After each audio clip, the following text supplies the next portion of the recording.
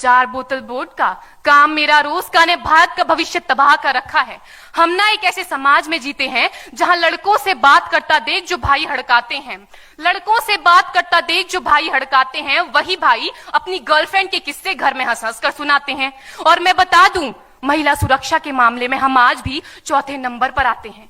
हम ना एक ऐसे समाज में जीते हैं जहां पत्थर की मूरत को लगते हैं 56 भोग और भूखे नंगे तड़पते सो जाते हैं लोग, भूखे नंगे तड़पते सो जाते हैं लोग। मजदूर को मजदूर समझिए, मजबूर नहीं। गरीब को काम दीजिए, दान नहीं। और अगर दान देने के इच्छुक हैं तो जीते जी रक्तदान दीजिए और मरने के बाद अंग दान देकर किसी मरते हुए को जीवन दान दीजिए। यही सच्ची देशभक्ति और यही सच्चा राष्ट्र प्रेम है। ना सरकार मेरी है, ना रब मेरा है। ना सरकार मेरी है, ना रब मेरा है, और ना ही ये बड़ा सा नाम मेरा है। बस इतनी सी बात का गुरूर है मुझे कि मैं भारत की हूं और ये भारत मेरा है और ये भारत मेरा है। परंतु एक वैचारिक बीमारी हमारे समाज में मुझे नजर आती है।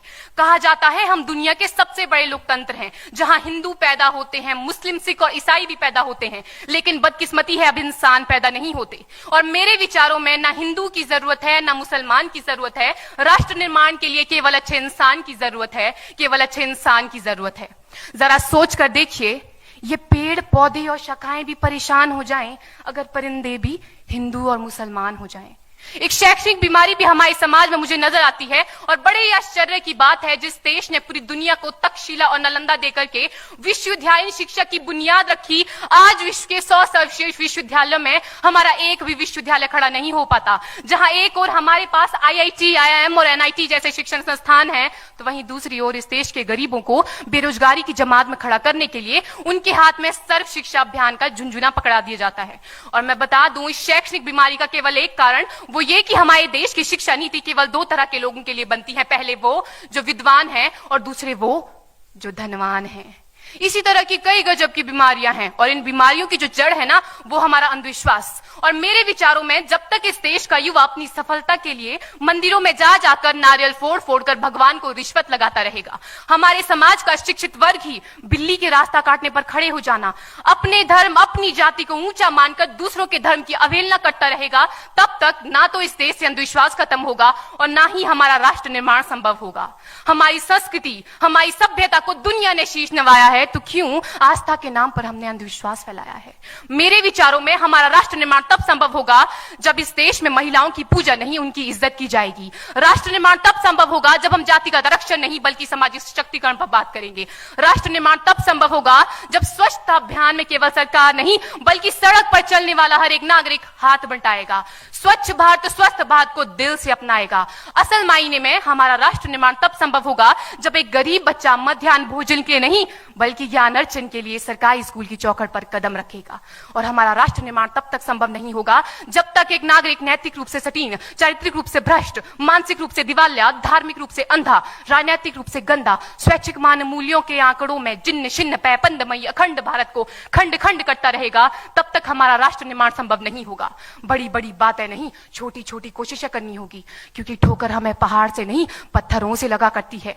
I being an Indian, I being a student, I being a symbol daughter of this motherland feel proud to be an Indian। और मैं सैल्यूट करना चाहूंगी सरहद पर दिन रात हमारी रक्षा के लिए खड़े हर उस जवान को, इस देश की पुलिस, प्रशासन और किसान को, और इस देश के हर उस व्यक्ति को जो अपना काम पूरी ईमानदारी, पूरी मेहनत और पूरी लगन से करते हैं, जिनके बिना राष्ट्र निर्माण की कल्पना करना भी असंभव सा लगता है। और आज इस मंच पर पूरी जिम्मेदारी के साथ मैं भारत की बेटी ये कहती हूं कि हमारा राष्ट्र निर्माण तब संभव होगा जब हम सभी, मैं, आप, हम सब मिलकर प्रयास करेंगे, क्योंकि हमारे देश की जिम्मेदारी नहीं है हमें आगे ले जाने की, हमारी जिम्मेदारी है अपने देश को आगे ले जाने की, अपने राष्ट्र को आगे ले जाने की, अपने वतन को आगे ले जाने की। शाली है कि हमने स्वतंत्र भारत में जन्म लिया।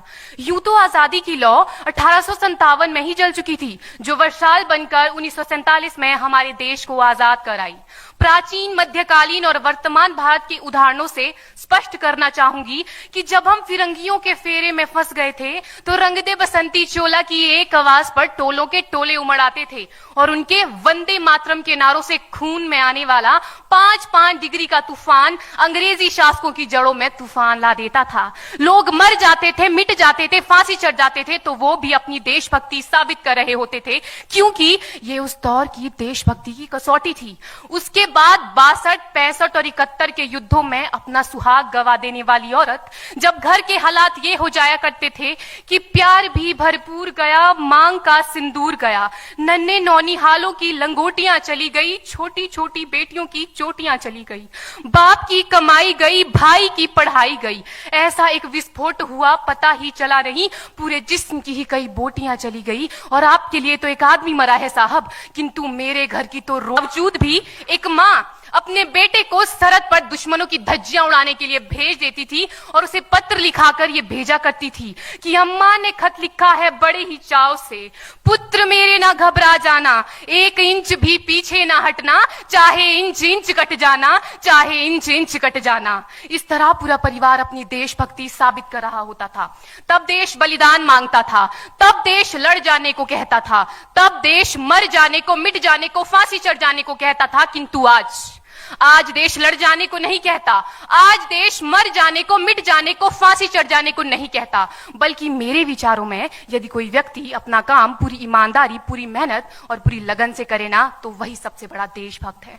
मैं नहीं मानती कि फेसबुक और व्हाट्सएप की डीपी को 3 रंग में रंगना ही देशभक्ति है। और यदि आप कहेंगे कि साल में 2 बार हाथ में तिरंगा ले लेना देशभक्ति है, तो मैं पूछना चाहूंगी कि फुटपाथ में रहने वाला वो बच्चा ट्रैफिक की छांव में नंगे पांव में जब तिरंगा बेच रहा होता है, तो क्या इसे आप उसकी देशभक्ति कहेंगे?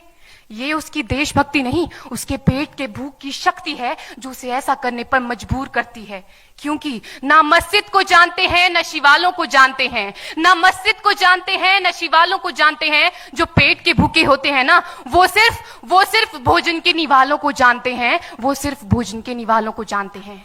अपने परिवार, अपने समाज, अपने देश के लिए समर्पण का भाव है देशभक्ति। और हर देशद्रोही के जीवन में आने वाला तूफान है हमारी सच्ची देशभक्ति, ताकि हर देशद्रोही ये समझ सके कि अगर तू परिंदा है तो ये आसमान तेरा है, अगर तू दरिंदा है तो ये शमशान तेरा है, भाईचारे से रहना है तो रह इस जमीन पर, वरना ये कब्र भी तेरी है और यही कब्रिस्तान तेरा है और यही कब्रिस्तान तेरा है। लेकिन एक देशद्रोही से ज्यादा देशभक्ति तब आहत होती है जब एक बेटा अपने बूढ़े माँ बाप को वृद्धाश्रम की चौखट पर छोड़ आता है। करा उठती है वो देशभक्ति जब मुसीबत में फंसे लोगों की जान बचाने से ज्यादा हम सेल्फी लेकर अपने लाइक बढ़ाने में लगे रहते हैं। आज के इस दौर में वो युवा जिनके ऊपर जिम्मेदारी थी अपने देश, अपने समाज, अपने राष्ट्र की आशाओं को बांधे रखने, क्या हिंदुस्तान महान था, महान है, महान रहेगा। मेरा हिंदुस्तान महान था, महान है, महान रहेगा। होगा हौसला सबके दिलों में बुलंद तो एक दिन पाकिस्तान भी जय हिंद कहेगा। पाकिस्तान ही क्यों, सारा जहान जय हिंद कहेगा। क्योंकि सारे जहां से अच्छा हिंदुस्तान हमारा, सारे जहां से अच्छा हिंदुस्तान हमारा। हम बुलबुलें हैं इसकी, ये गुलिस्तान हमारा, ये गुलिस्तान हमारा। जय हिंद, वंदे मातरम।